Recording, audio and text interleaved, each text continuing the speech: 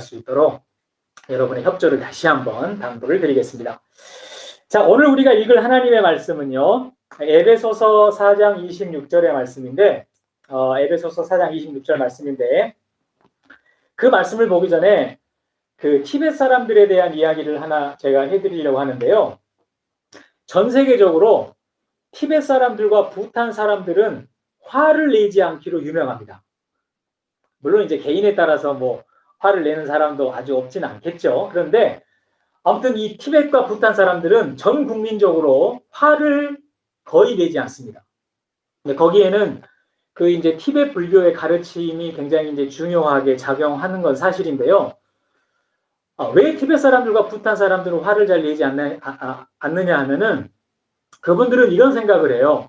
우리가 인생을 살아가면서 그분들은 티벳 불교를 믿고 있기 때문에 이제 윤회를 계속 하잖아요. 윤회를 하는 데 있어서 내가 다음 생애로 태어나는 데 있어서 좀 더 좋은 윤회를 하는 데 있어서 우리가 이제 좋은 윤회를 하기 위해서 가지고 있어야 될 여러 가지 지금 이 세상에서의 많은 보물들이 있는데 그 모든 보물들을 도둑질해가는 도둑놈들이 있다는 거예요. 그런데 그 보물을 도둑질하는 도둑놈들 중에 제일 센 도둑놈이 뭐냐? 그러면 그게 바로 화라는 거예요. 화라고 하는 도둑놈일수록 우리가 더 좋은 윤회를 하도록 우리가 쌓아놓은 많은 보물들을 한꺼번에 도둑질해가는 아주 큰 도둑놈이다. 그래서 절대로 티벳 사람들과 부탄 사람들은 화를 내지 않습니다. 아주 이건 전 세계적으로 유명한 거예요. 제가 이 얘기를 왜 드리냐면요. 오늘 여러분들에게 제가 하려고 하는 얘기가 뭐냐면은 바로 이 화하고 관련된 거예요.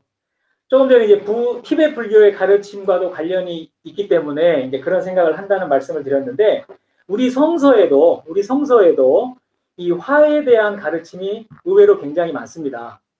자, 이제 여러분 에베소서를 한번 펴시기를 바랍니다. 신약성서 에베소서 우리가 4장 26절을 볼 텐데요. 26절, 27절. 에베소서 4장 26절, 27절을 펴시고 제가 읽겠습니다. 여러분은 그냥 성서를 펴시고 같이 보시면 좋을 것 같아요. 분을 내어도 죄를 짓지 말며 해가 지도록 분을 품지 말고 27절 마귀에게 틈을 주지 말라. 이 에베소서 4장 26절, 27절 말씀은 분을 내어도 죄를 짓지 말고 해가 지도록 분을 품지 말고 마귀에게 틈을 주지 말라. 이제 이렇게 되어 있는데 이 말씀의 포인트는 화를 다스려야 한다 그 말이에요. 화를 다스려야 한다.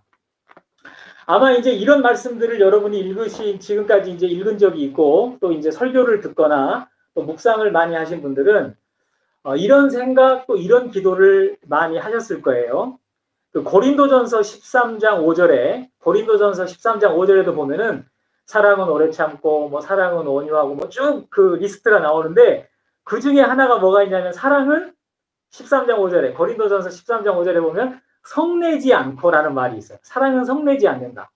사랑은 화를 내지 않는다. 이런 말씀들이 이제 있다 보니까 우리가 이제 이렇게 성서를 읽다 보니까 우리가 하나님 앞에 기도하거나 또 자기 자신이 고민할 때 화를 안 내게 해달라고 또는 그 분노라고 하는 감정, 이 화라고 하는 감정이 거의 그냥 이렇게 없는 사람처럼 화라고 하는 감정을 그냥 마치 제거해 달라는 것처럼 우리가 하나님에게 기도하거나 화를 내지 않는 사람이 되게 해달라고 하나님 앞에 이렇게 간절히 바랄 때가 많이 있죠.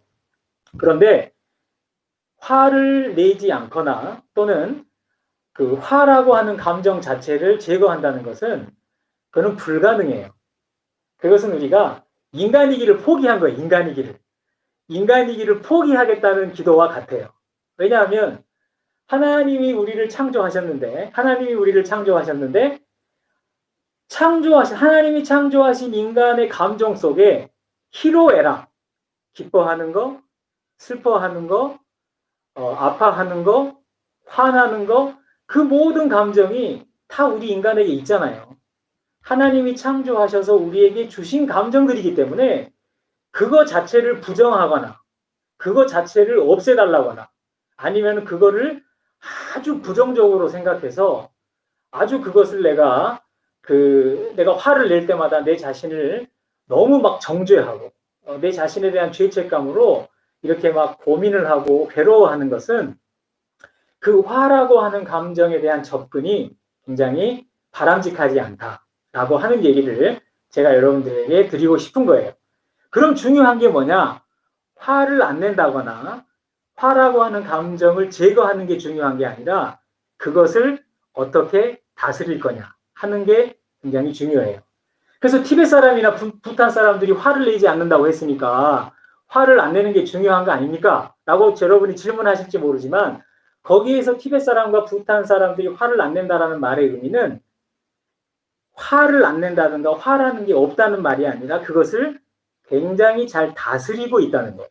그것을 지혜롭게 화라고 하는 감정을 다스리고 있기 때문에 제3자가 볼 때는 화를 내지 않는 것처럼 보이는 것뿐이에요.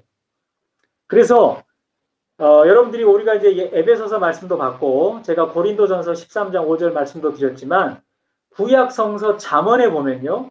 이 화와 성내는 거, 그 다음에 분노의 감정에 대해서는 이 잠언서에 엄청나게 많은 말씀들이 있어요. 제가 그거를 오늘 지금 다 찾아서 읽으면은 굉장히 시간이 많이 갈 텐데 오늘 예배가 끝나고 난 다음에 제가 그 카톡에다가 이 잠언서 말씀을 한번 이렇게 쭉 여러분들에게 메모를 해 놓겠습니다. 그럼 여러분들이 개인적으로 이 잠언서 말씀뿐만 아니라 굉장히 성서 곳곳에는 화라고 하는 감정을 잘못 다스렸기 때문에 굉장히 큰 낭패를 본 이야기들이 많아요. 대표적인 인물이 누굴까요? 화를 잘못 다스려서 낭패를 본 대표적인 인물. 여러분 생각나는 사람 없으십니까? 네? 사울. 사울. 그렇죠. 사울 있죠. 또 누가 있을까요? 가인. 그죠? 가인. 그렇죠. 모세도 있죠. 모세도 화를 잘못 다스려고 되고 가나안 땅에 너는 못 들어간다. 그런 일이 있었잖아요. 모세도 있었고 또 사울도 있었고 그 다음에 가인도 있었고 그거 외에도 우리가 성서를 읽다 보면 우리 윤희가 지금 이렇게 예배를 잘 드리고 있다고 자기 자신을 보여줬어요. 윤희 너무 고마워요. 그래서 성서를 읽다 보면 이렇게 화를 잘못 다스려서 크게 낭패를 본 인물들도 굉장히 많이 있습니다. 그래서 오늘 제가 여러분들에게 이 화를 우리가 어떻게 다스릴 건가에 대한 이야기를 조금 하려고 합니다. 제가 어렸을 때 저희 그 어머니 아버지가 가끔 이렇게 이제 부부 싸움을 할 때 보면요.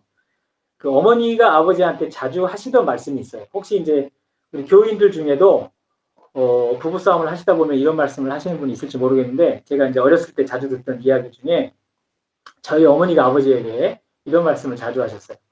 당신은 다른 사람이 하는 말은 잘 들으면서 왜 자기 아내가 자기 마누라 말은 안 듣냐? 이렇게 어머니가 화를 내신 적이 굉장히 여러 번 있으셨어요.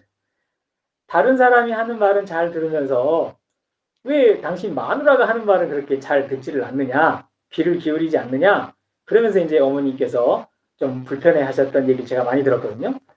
그때부터 지금까지 저는 왜 어머니가 그런 말씀을 하셨을까? 그리고 저희 아버지는 왜 다른 사람이 하는 얘기는 잘 들으시면서 어머니가 하시는 얘기는 잘 못 듣는다고 어머니에게 그렇게 보였을까? 그 고민을 가지고 제가 지금까지 살았어요. 그리고 지금 그 이유를 조금씩 알아가고 있는데 근데 이제 이것뿐만이 아니라 우리가 이제 가족들과의 관계 속에서 보면은요. 이제 서로 가족들 간에 이제 좀 이렇게 불편할 때, 말다툼을 할 때 보면 이런 말도 있어요. 당신은 밖에서는 잘하는데 왜 집에서는 이러냐? 이런 얘기도 많이 해요. 당신은 밖에 나가면 잘하는데 친절하게 뭐 잘하는데 왜 집에 와서 가족들한테는 이렇게 하느냐? 이런 얘기를 우리가 할 때도 있고 또 가족들끼리 특별히 이제 부부 사이에 이제 말다툼을 할 때 보면 이런 얘기도 하죠. 다른 사람한테 하는 것 나한테 반만 해라. 이런 얘기들도 자주 해요. 부부싸움을 할 때 보면. 이런 모든 이야기들, 제가 지금 조금 전에 여러분들에게 설명드렸던 이런 모든 이야기들은 공통점이 있습니다. 그 공통점이 뭔지를 제가 바로 설명을 드릴 텐데 그 공통점이 있다는 것을 기억을 해주세요. 그리고 또 하나 이제 제가 예를 든다면 다른 사람에게 운전을 가르치는 건 할 수 있지만 남편이 아내에게 운전 가르치는 건 절대 못한다 이런 얘기 있죠, 그죠? 반대로 아내가 남편에게 뭐 운전을 가르쳐 준다든가 이런 거는 절대 못한다는 얘기가 있어요. 왜냐하면 처음에는 운전을 가르쳐 주겠다고 시작을 했다가 나중에는 대판 싸우고 끝나는 경우가 많죠, 우리 주변에. 그래서 절대 아내에게 남편이 운전 못 가르쳐 준다. 또는 아내는 남편에게 뭐 운전을 못 가르쳐 준다. 뭐 가족들 간에 뭐 이렇게 가르쳐 주고 배우고 하는 것은 굉장히 어렵다. 그런 얘기들을 우리가 살아가면서 굉장히 자주 해요.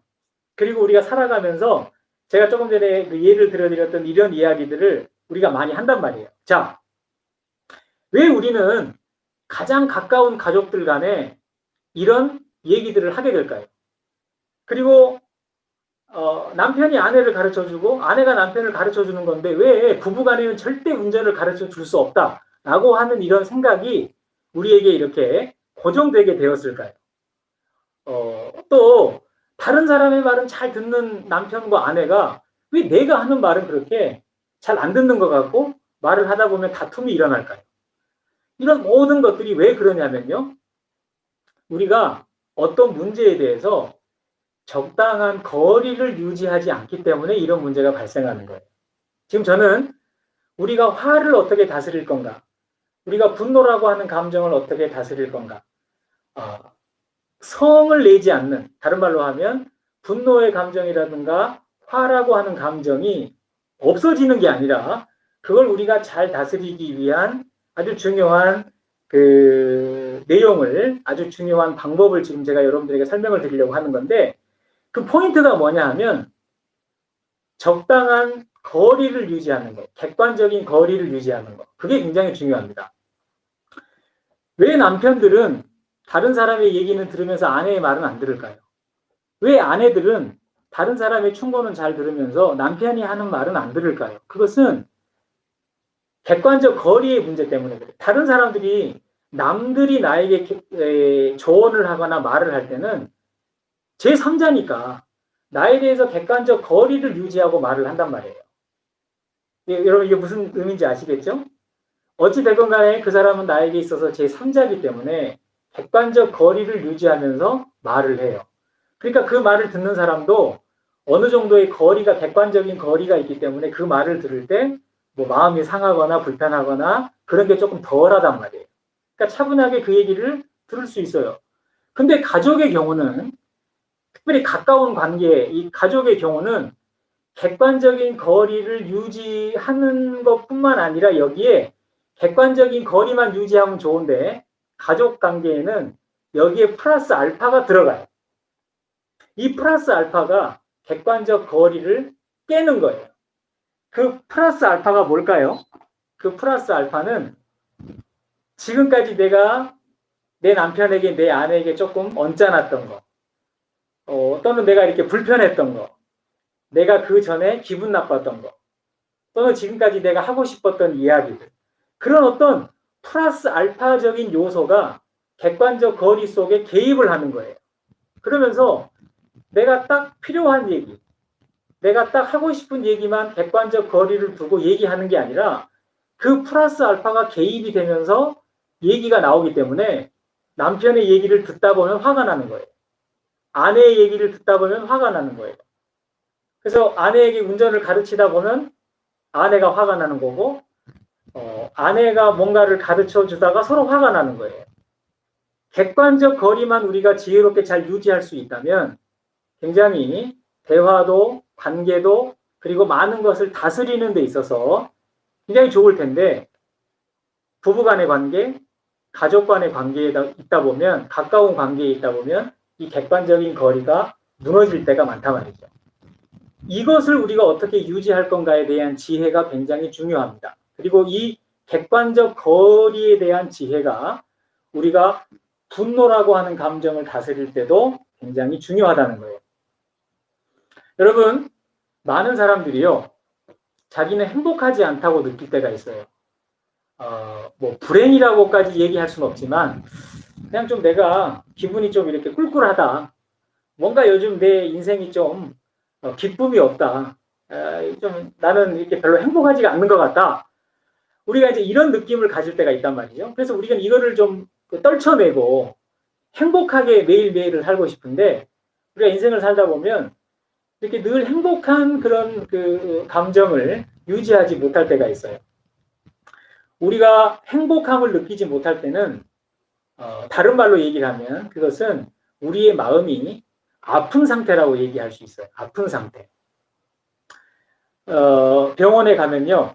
내가 몸이 아파서 병원에 가면 이제 의사 선생님이 진단을 하잖아요. 그러면서 뭐 이것은 이게 문제고 저게 문제고 진단을 하는데 우리의 몸이 아프다는 것도 마찬가지입니다. 우리의 몸이 아프다는 것도 결국은 내가 몸이 아프다고 느끼는 것은 무슨 이유 때문에 그러냐면 우리 몸에 어떤 균형이 깨진 거예요.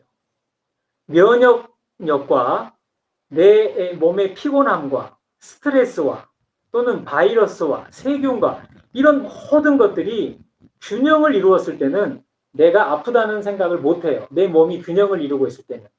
스트레스가 있어도 세균이 있어도 면역력과 적당하게 균형을 이루고 있으면 내가 아프다는 생각 없이 그냥 건강하게 생활하는데 이 균형이 깨지면 내가 아프다는 걸 느끼는 거예요. 마음도 마찬가지입니다. 내가 좀 우울하다. 내가 좀 안 기쁘다. 나는 좀 행복하지 않다. 나는 좀 불행한 것 같다. 이거는 우리 마음이 지금 아프다는 거예요. 내 감정이 아프다는 거예요. 그런데 그 아프다는 말은 뭐냐면 다른 말로 하면 지금 뭔가 균형이 깨져 있다는 거예요. 내 마음에. 내 마음에 균형이 깨져 있고 내 감정 상태에 균형이 깨져 있다는 거죠. 그래서 우리가 화를 다스리지 못한다는 건 뭐냐면 우리 안에 희로애락이 언제나 있어요. 사람들은 생각할 때요. 내가 화가 나면은 그때 화가 있다고 생각하고 내가 화를 안 내면 화가 없다고 생각하는데 절대 그렇지 않아요.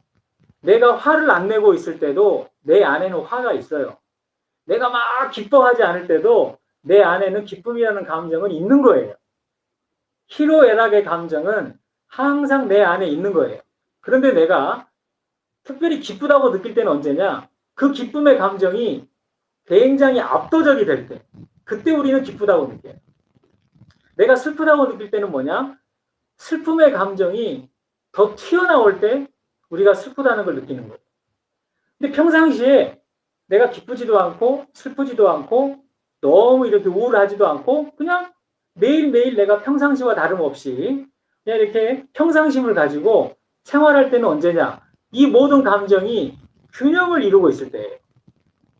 이 모든 감정이 균형을 이루고 있을 때는 기뻐할 때는 기뻐했다가 또 이제 진정해야 될 때는 기쁨이 가라앉았다가 또 무슨 슬픈 소식을 들었을 때는 또 슬픈 감정이 올라왔다가 이제 내가 또 내 일을 해야 될 때는 그 슬픈 감정이 가라앉았다가 이렇게 이 모든 감정들이 균형을 이루고 있다가 기뻐해야 될 때 기뻐하고 슬퍼해야 될 때 슬퍼하고 화를 내야 될 때 화를 냈다가 나왔다가 들어갔다가 나왔다가 들어갔다가 이런 것들이 균형을 이루고 있을 때 우리는 특별히 뭐 행복하다거나 불행하다거나 그런 감정의 어떤 그 요동이 없이 그냥 이렇게 평상심을 가지고 일상을 살아가는 거예요.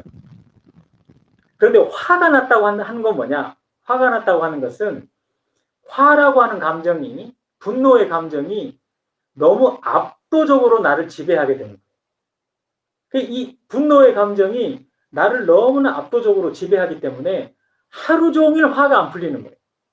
오늘 에베소서 4장 26절의 표현을 빌린다면 내가 화가 났는데 이 분노의 감정 때문에 죄를 지을 정도로 화가 가라앉지 않는 거.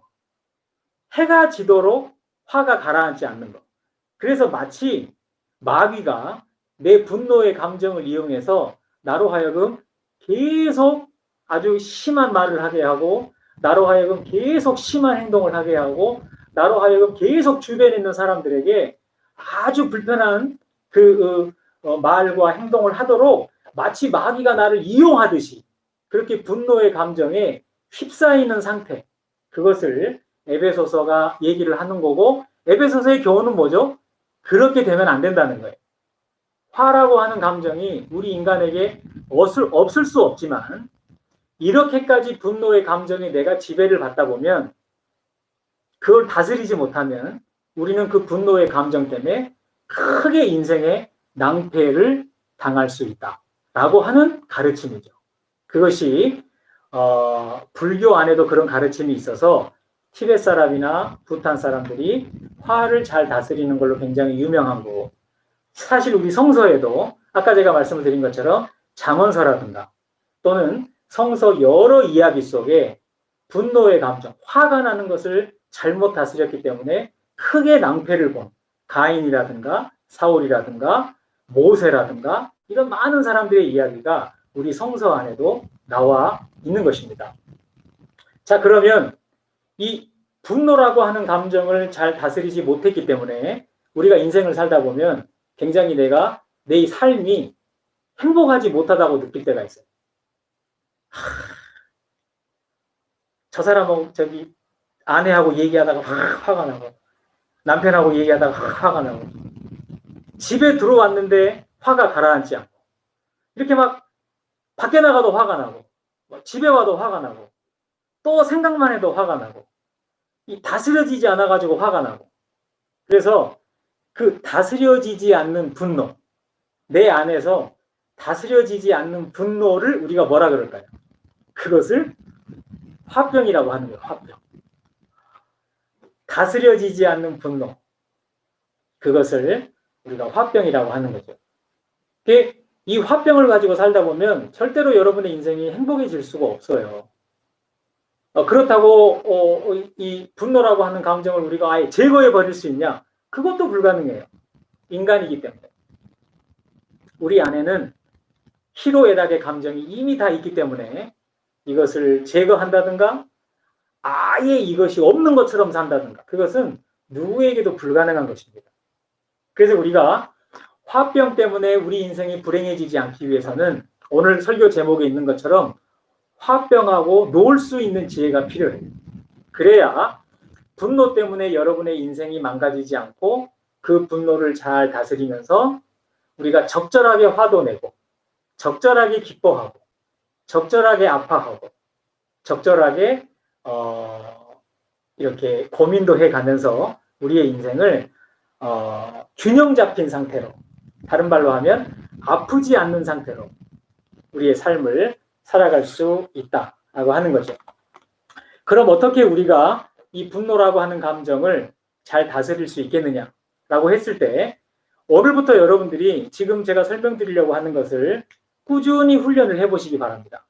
이 에베소서 4장 26절의 가르침, 분을 내어도 죄를 짓지 말며 해가 지도록 분을 품지 말고 마귀에게 틈을 주지 않기 위해서 오늘부터 여러분들이 이 훈련을 꾸준히 실천을 하시면서 분노라고 하는 감정에 객관적 거리를 유지하는 방법을 터득하셔서 화가, 분노가 여러분을 지배함으로써 그 분노 때문에 여러분의 부부관계, 부모와 자식의 관계, 여러분의 인간관계, 여러분의 가족관계, 여러분의 많은 인생이 망가지지 않도록 오늘부터 한번 훈련을 해보시면 좋을 텐데요. 제가 여러분들에게 추천을 드리고 싶은 건 이겁니다. 첫 번째는 여러분 안에 분노의 감정을 객관적으로 보려는 노력이 필요해요. 내가 화가 났다고 그냥 그 화를 확 쏟아버리는 게 아니라 말로 쏟아내고 행동으로 쏟아내고 표정으로 쏟아내고 이렇게 그 화를 쏟아내버리는 게 아니라 그 분노를 객관적으로 보려는 노력이 굉장히 중요하다. 객관적으로 보는 훈련, 객관적으로 분노를 보려는 수행, 이것이 굉장히 중요하다는 거예요. 그럼 객관적으로 분노를 보려면 어떻게 해야 되느냐? 첫 번째, 여러분이 어떤 경우이든지 간에 화가 나려고 할 때 빨리 내가 지금 화가 나려고 한다는 걸 알아차려야 돼요. 여러분 천천히 제 말을 한번 생각해 보시고 기억해 보시면 좋을 것 같아요. 화를 다스리기 위해서는 그 화라고 하는 감정을 객관적으로 볼 수 있어야 한다는 것. 근데 그것을 객관적으로 보기 위해서 우리에게 필요한 게 뭐냐면 내가 지금 화가 나려고 할 때 내가 지금 화가 나려고 하고 있구나. 그것을 빨리 알아차려야 한다는 거예요. 그냥 그대로 화가 나도록 내버려 두면은 사로잡힐 수 있으니까. 내가 지금 화가 나려고 하고 있구나. 그걸 빨리 알아차리고 두 번째는 뭐냐면 내 안에서 화가 났을 때 그 화를 다스릴 수 있는 나만의 방법을 여러분이 빨리 찾으셔야 돼요. 지금 화가 나려고 하고 있는데 그 화가 그대로 나를 다스리고 나를 지배하도록 내버려 두면 안 되고 지금 내가 화가 나려고 하고 있구나. 나는 어떻게 하면 이 화를 진정시킬 수 있는지. 사람마다 그게 달라요. 어떤 사람은 빨리 그 자리를 피해가지고 먼 하늘을 바라본다든가 그러면 화가 가라앉는 사람이 있고 또 어떤 사람은 무슨 커피를 마신다든가 그러면 조금 가라앉는 사람이 있고 사람마다 다 달라요. 그거를 여러분들이 알고 계셔야 돼요. 나는 어떻게 하면 화가 막 올라오다가 이것이 진정되는가. 자기만의 방법을 빨리 쓰는 것. 이 두 가지 방법을 통해서 우리는 분노의 감정을 객관적으로 볼 수가 있고 분노의 감정으로부터 내가 객관적인 거리를 유지할 수 있으면 그 분노를 다스릴 수 있어요. 그러면 내가 화가 나려고 할 때 그것을 알아차린다는 건 뭘까? 그 다음에 그 화를 빨리 진정시킬 수 있는 나만의 방법을 찾는다는 건 뭐냐? 그걸 위해서 제가 세 가지를 여러분들에게 조금 더 구체적으로 설명을 드리겠습니다. 세 가지를. 첫 번째는 여러분이 화가 날 때마다 그거를 생각하세요. 나는 주로 언제 화가 나는지. 그거를 여러분들이 화가 날 때마다 메모하고 또는 기억할 필요가 있어요. 그냥 화가 난다고 내버려 두면 안 되고 나는 주로 언제 화가 나는지 그걸 여러분이 정확하게 기억하셔야 돼요. 두 번째, 왜 화가 나는지 그거를 아셔야 돼요. 왜 화가 나는지. 사람마다 화가 나는 이유가 다 달라요. 내가 언제 화가 나고 왜 화가 나는지 그것을 여러분들이 알으셔야 돼요. 그것이 내가 화가 난다는 것을 알아차린다는 거예요. 나는 언제 화가 나고 나는 왜 화가 나는지. 어떤 사람은 어떤 특정한 얘기를 들으면 화가 나는 사람이 있어요. 그러니까 어떤 단어만 딱 들으면 갑자기 화가 훅 올라오는 사람이 있단 말이에요. 그 사람은 그 말을 들을 때 화가 나는 거예요. 그러니까 자기가 분노에 사로잡히지 않으려면 그 말을 듣지 않도록 내 자신을 이렇게 잘 다스리면서 살아갈 필요가 있죠. 그게 지혜인 거예요. 그냥 나를 내버려 두고 살면서 화가 나면 화가 난 대로 우울하면 우울한 대로 기분 나쁘면 기분 나쁜 대로 그냥 나를 내버려 두고 살면서 저 사람이 나를 이렇게 만들었다. 내 남편이 나를 이렇게 만들었다. 내 부모가 나를 이렇게 만들었다. 내 성격이 이 모양 이 꼴이다. 그냥 나는 이런 사람이다. 이렇게 자기를 방치하는 건 너무 자기 인생을 망가뜨리는 거예요. 여러분 우리가 이제 앞으로 그렇게 살지 말고 분노라고 하는 걸 생각할 때 여러분이 화가 나려고 할 때 빨리 그걸 알아차리십시오. 그리고 나는 언제 화가 나고 나는 왜 화가 나는지 언제 나는 주로 화가 나는지 무엇 때문에 나는 주로 화가 나는지 그것을 여러분들이 그때그때마다 알아차리시고 그리고 그것을 기억하십시오. 그리고 마지막 세 번째는 뭐냐? 어떻게 하면 그렇게 갑자기 불같이 올라왔던 화가 진정이 되는지 그걸 여러분이 묵상하셔야 돼요. 그리고 그것을 찾으셔야 돼요. 그래서 화가 나려고 할 때마다 내가 지금 화가 나려고 한다는 것을 빨리 알아차리시고 내가 어떻게 하면 이 분노를 진정시킬 수 있는지 여러분만의 방법을 잘 기억하고 계시다가 그것을 적절하게 사용하셔서 분노의 감정이 어느 날 갑자기 화산처럼 터져가지고 여러분을 지배할 뿐만 아니라 여러분의 다른 가족들 또는 여러분의 인간관계까지 그 분노가 지배함으로써 여러분의 인간관계도 어려워지고 부부간의 관계도 어려워지고 부모 자식 간의 관계도 어려워지고 또는 여러분 주변의 친구 사이도 망가지지 않도록 이 분노의 감정을 우리가 잘 다스리는 것이 굉장히 중요하다라고 하는 겁니다. 포인트는 이겁니다. 우리 안에 있는 모든 감정의 균형을 잘 잡는 것. 그래서 우리의 마음이 아픈 상태에 놓이지 않는 것. 마음이 아픈 상태를 다른 말로 뭐라고 그런다 그랬죠? 내가 불행하다고 느끼는 거예요. 내 인생이 참 불행하다. 이 말은 지금 내 마음이 아프다는 거예요. 그리고 우리의 마음이 아프다는 말은 내 안에 뭔가 균형이 깨져 있는 거예요. 무엇에 균형이 깨져 있는가를 알아차리는 게 참 중요합니다. 그런데 사람들이 대부분 그 깨져 있는 그 균형, 무엇의 균형이 깨질 때 불행하다고 느끼냐면은 감정의 균형 상태가 깨졌을 때 대부분의 사람들이 불행하다고 많이 느껴요.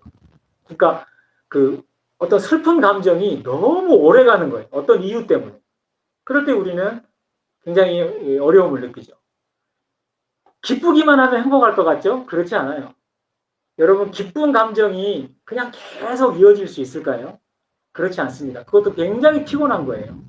우리에게 필요한 건 뭐냐면 슬픈 감정이, 기쁜 감정이, 또 화라고 하는 감정이, 그 다음에 냉철한 이런 감정들이 계속 시소처럼 이렇게 균형을 이루면서 갈 때, 그때 우리는 안정감을 느끼고 평안함을 느끼고, 그리고 어제와 같은 오늘, 그리고 오늘과 같은 내일을 우리가 기대하면서 어떤 그 평상심을 유지하면서 우리가 살아갈 수 있게 된다는 거예요.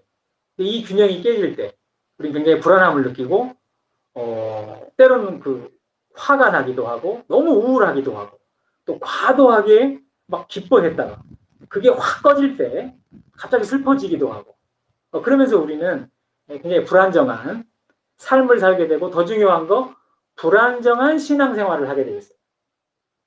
우리의 신앙생활이 불안정하게 되면 하나님에 대한 믿음도 불안정해야 돼요. 그래서 어떤 때는 하나님이 굉장히 가깝게 느껴졌다가 어떤 때는 하나님이 나를 버린 것처럼 느껴졌다가 어떤 때는 교회 가는 게 너무 행복했다가 어떤 때는 교회 교자도 듣기 싫었다가 우리의 신앙생활도 이렇게 안정감을 잃어버리고 굉장히 균형 감각을 잃어버리게 된다는 거죠. 근데 이런 것들은 신앙에 대해서도 그렇고 우리 개인의 삶에 있어서도 그렇고 별로 좋은 게 아니에요. 그래서 균형을 잡고 살아간다는 것이 참 중요합니다. 그리고 균형 잡힌 삶을 우리는 아프지 않는 삶, 다른 말로 하면 건강한 상태라고 얘기할 수 있다는 거죠. 최근에 끝난 드라마 중에 한국에서 했던 그 드라마 중에 부부의 세계라는 드라마가 있었습니다. 원작은 영국의 드라마인데 혹시 보신 분이 계실지 모르겠는데 원작은 영국의 드라마였는데 우리나라에서 이제 리메이크 비슷하게 한 거죠. 부부의 세계가 있었는데 그 드라마가 끝나고 난 다음에요. 이 드라마의 두 주인공 이태호라는 사람하고 지선우라는 캐릭터 부부의 세계에 나왔던 이 두 사람이 그 이혼을 하고 뭐 이렇게 그런 과정에서 보여줬던 엄청난 분노가 있어요. 서로에 대한.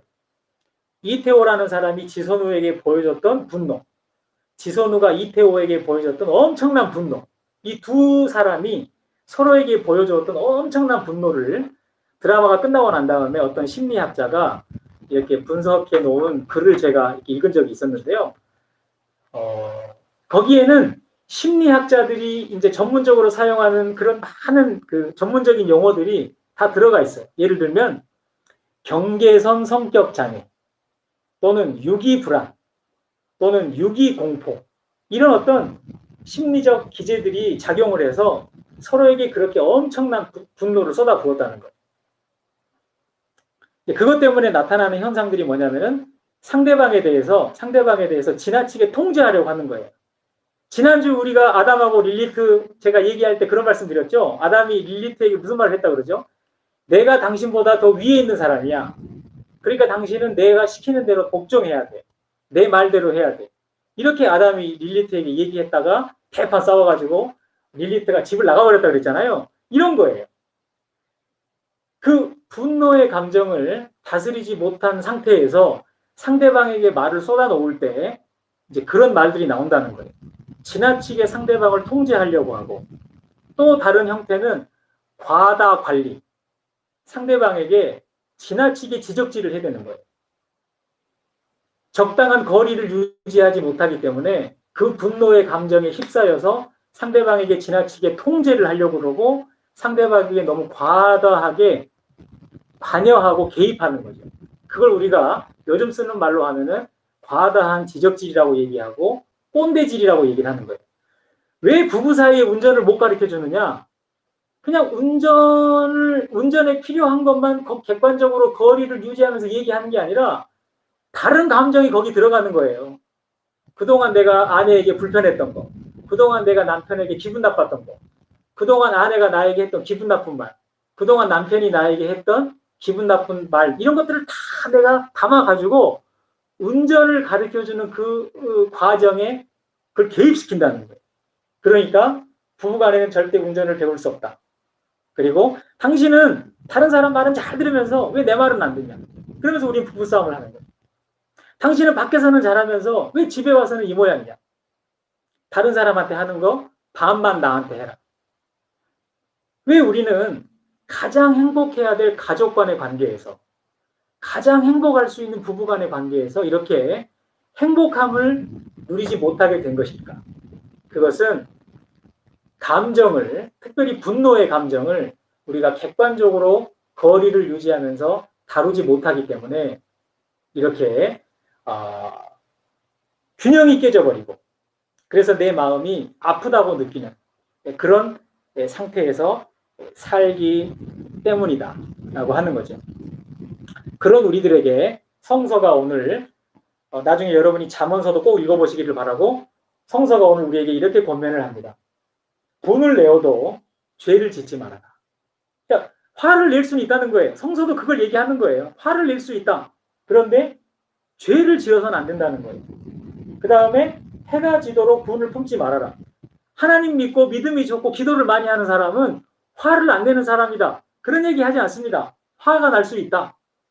화를 낼 수 있다. 그런데 하루 종일 해가 졌는데도, 밤이 됐는데도 그 화가 다스려지지 않은 채로 있어서는 안 된다는 거예요.